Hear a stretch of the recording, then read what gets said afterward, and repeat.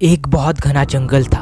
उसके अंदर दो भयानक राक्षस रहा करते थे और उन राक्षसों का शरीर आधा था, क्योंकि उन्हें एक तांत्रिक ने शाप दिया हुआ था। बहुत सालों पहले वो दोनों राक्षस इंसान का रूप लेकर एक गांव में जाते हैं। हम इंसानों का रूप लेकर इस गांव में आए हैं, पर हमें इंसानों जैसा रहना सीखना होगा। तुम ठीक कहते हो। चलो देखते हैं हमें रहने के लिए कोई जगह देता है या नहीं। वो दोनों रास्ते से चल रहे होते हैं, तभी उन्हें एक बूढ़ी दादी मिलती है। अरे बेटा, कौन हो तुम दोनों? इस गांव में नए लगते हो। हाँ दादी, हम इस गांव में नए हैं। इसका नाम रमेश है और मेरा नाम सुरेश है। दादी, आप हमें रहने के लिए जगह दे सकती हो क्या? हाँ बेटा, तुम दोनों रह सकते हो। मैं भी घर में अकेली रहती हूँ। मेरे दो बेटे हैं, पर वो शहर में रहते हैं। महीने में एक बार मुझे पैसे भेजते हैं, पर कभी मिलने नहीं आते। तुम चलो मेरे साथ, मैं तुम्हें अपना घर दिखाती हूँ। और वो दोनों दादी के साथ चले आते हैं। दादी उन्हें अपने घर ले आती है और कहती है, देखो बेटा, ये मेरा घर है। आज से तुम दोनों यहाँ पर रह सकते हो। दादी, आपका बहुत शुक्रिया। आपने हमें यहाँ रहने के लिए घर दिया और हम पे विश्वास किया। रात हो जाती है। दादी गहरी नींद में सो रही होती है। रमेश और सुरेश उठकर घर के बाहर आ जाते हैं और वो दोनों अपने असली रूप में आ जाते हैं। अरे ओ दादी कितनी अच्छी है, उन्होंने हमें रहने के लिए घर दिया, वरना आजकल कोई इंसान किसी की मदद नहीं करता। तुम सच कह रहे हो। अब हमें इंसानों की तरह रहना होगा और हमारी वजह से दादी को कोई तकलीफ नहीं होनी चाहिए। और वो दोनों राक्षस वापस इंसान का रूप ले लेते हैं। अब वो दोनों राक्षस हर रोज काम पर जाते और शाम को वापस आते। वो दोनों इंसानों की तरह रहना सीख गए थे और वो दादी का भी बहुत ध्यान रखते थे।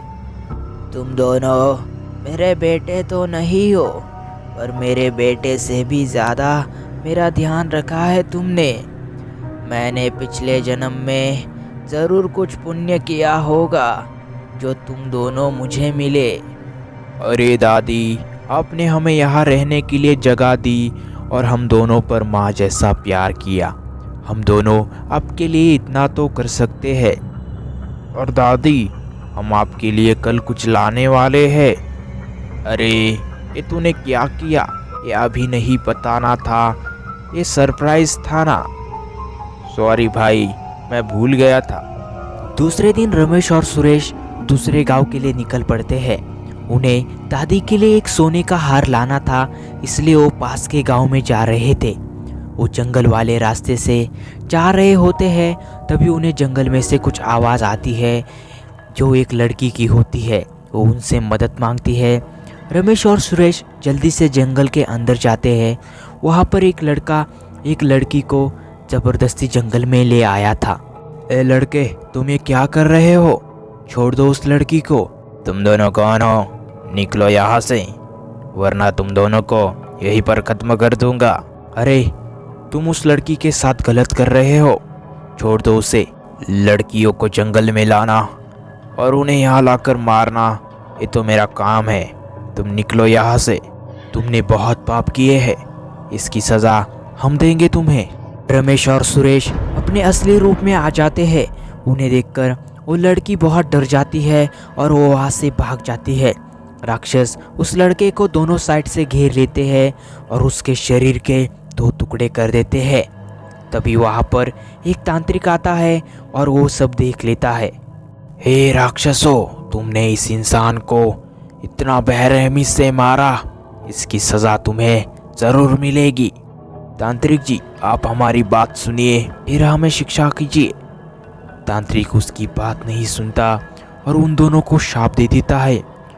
तुम दोनों आधे शरीर में रहोगे, वो भी जिंदा, और तुम दोनों इस जंगल में कैद रहोगे। इस जंगल से कभी बाहर नहीं जा सकोगे। आपने ये क्या किया?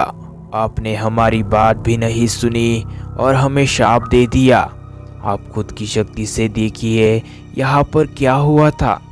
तांत्रिक अपने दिव्य शक्ति से सब कुछ देख लेता है जो यहाँ पर हुआ था। तांत्रिक बहुत ज़्यादा पछताता है। हे राक्षसों, मुझे माफ़ कर देना। तुम दोनों ने जो किया वो सब सही था, पर मैंने गुस्से में आकर तुम दोनों को शाप दे दिया। हमें हमारा शरीर वापस कब मिलेगा तांत्रिक जी? मैं मेरा शाप वापस तो नहीं ले सकता, पर तुम्हें उस शाप दे सकता हूँ। इस जंगल में एक पेड़ है जिस पर एक चमकीला फल है।